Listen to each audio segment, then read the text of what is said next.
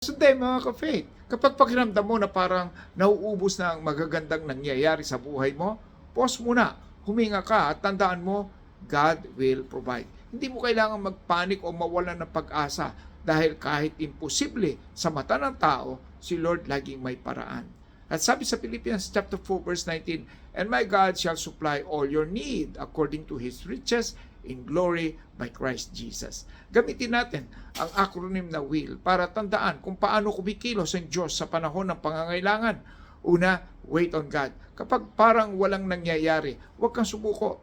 Waiting time is not wasted time. Kasi habang naghihintay ka, si Lord gumagawa sa likod ng eksena. At habang naghihintay ka, next is increase your faith. Ang pananampalataya ang gasolina ng milagro. Kapag mas lumalalim ang tiwala mo, mas lumalawak ang paggalaw ng Diyos sa buhay mo. At habang lumalakas ang pananampalataya mo, then look to His Word.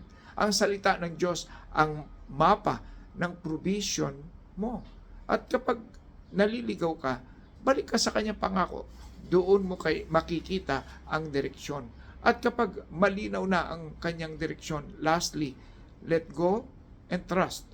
Ibitaw mo ang control. Kasi hindi mo kailangang hawakan ang lahat.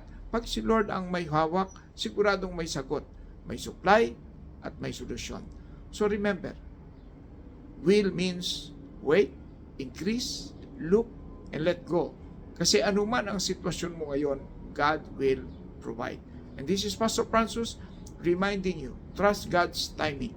Don't forget to like, follow, and share para ma-encourage din ang iba. God bless. Shalom.